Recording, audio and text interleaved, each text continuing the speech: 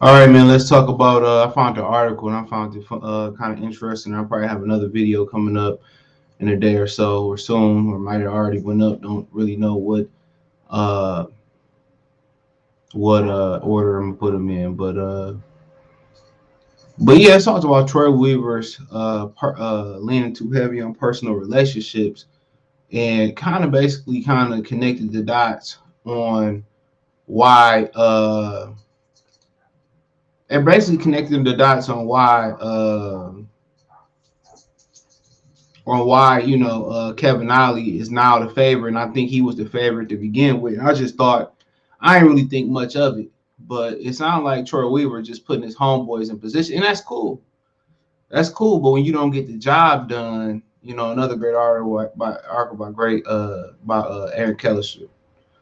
But when you don't win, everything becomes of a microscope. But that's what I kind of like really speak on about the NFL real quick, in which they say, well, the Rooney Rule, and they have an issue with minorities. You got to understand, and if you're gonna be in the business world, whatever it is, it's all about personal relationships, and this is something that people want to tell you about college. College is all about personal relationship. That's why it's so important to go in a prestigious university because it ain't per se what you gonna learn. Because in college, you just pretty much first, especially the first 2 years, you just learn what you already learned in high school. It's just basically solidifying that most of the time. The fraternity, sororities, and all that become important because it's a connection. It's gonna help you well off past college. When you need loans, when you need to get into a job, when you need, real estate connection or whatever the situation may be. You know, it's the personal connections. That's why the Ivy Leagues and the Harvards and the Browns and even going to the Western side, in Ivy League, the Stanford are so important. Dartmouth, and all that is important. It's about the people that you meet. If you look at the social media, a movie about it's on Netflix, I think, back on Netflix about Mark Zuckerberg. Without Eduardo, they don't have the money to start the Facebook. So it's all about connections, and I don't have an issue with it. But when you don't win and you hire your boys and they're not doing the job, then it becomes a problem. But it says Pistons Troy Weaver is leaning too heavily on personal relationships. Is he? So it says Detroit Pistons offseason has been anything but boring so far. They moved coach Dwayne Casey to the front office. They started their coaching search. They prepared for having the top 5 pick in the 2023 NBA draft and are already being connected to some potential free agency. All of this while embroiled in an ugly scandal that is not reflected well on the organization. The Pistons have reportedly narrowed down their coaching search to 3 candidates, though they may have to recalibrate after another title-winning coaches came on the market. Budenholzer. One thing that all of the frontrunners have in common is they have a personal connection to GM Troy Weaver, either through his time as an assistant coach at Syracuse or in the front office of the Oklahoma City Thunder. The NBA is already largely based relationship, like any other capitalist uh, world. So it's not unusual for GMs to go after people they know, but this has been a trend that has not worked so far for Troy Weaver. Like I said, when shit don't work, you be under a microscope. Detroit Pistons is Troy Weaver leading on personal relationships too heavy. Troy Weaver hired and promoted Rob Murphy to assistant GM, a guy he's known going back to the days of Syracuse. Weaver plucked Murphy out of high school coaching ranks and sang his praises as he was promoted to the president of the Motor City Cruise, then to assistant GM. Murphy has since been fired for alleged egregious and disgusting workplace behavior. Okay, hey, there you go. And the old girl suing now. Not a great look for Weaver, who was Murphy's biggest supporter. Did his personal relationships make him miss some alleged red flags? And you know your boy, but like I said before, you never know. But you know your boy, and you know who you can take with you and who you can't take with you. So red flag right there. Murphy was held a local success story, but the story here they go. But the story has taken an ugly turn that has the Detroit Pistons in a lawsuit for sexual harassment and assault.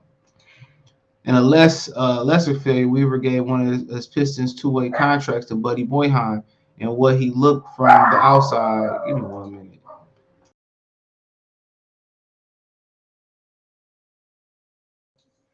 Yeah, so I didn't even think about the Buddy Boyheim thing, but you know, He says, Buddy and dad, a close personal friend of Troy Weaver. This was a rich dad, gets his kids an internship at a top law firm type of stuff, and cost the Pistons a chance to develop talent in the spot in the season where they had tons of injury, were showcasing young players. Um, they did find Christian Wood like that. Now Kevin Ollie, who Troy Weaver is tight with from his days at Oklahoma City, is reportedly the front runner for the coaching, even though he hasn't even interviewed for 1.5 decades, has no coaching experience in the NBA, which he played in the NBA a long time. And that doesn't mean he won't be a great coach, as you never excuse me, I got my dog in my lap, one of them. As you never know until someone gets a chance. But if he's hired and this doesn't work out, fans are rightfully going to wonder if Weaver should have been looking outside of his friends group. Every GM leans on personal information and relationships in a decision, but in Weaver's case, a strategy that has not paid off so far. So, I mean, there you go right there. I mean, and that's why you didn't see a Mark Jackson, obviously, Ime Udoka going through what he's going through. He hiring his homeboys.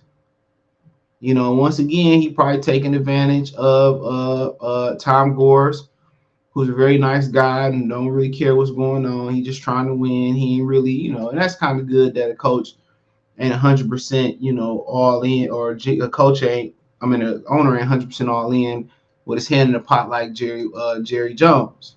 But there you have it. You want to know why you ain't got Sam Cassell, which I'm gonna speak on later. You want to know why you ain't got, Mark Jackson, Kenny Atkinson, Terry Stouts.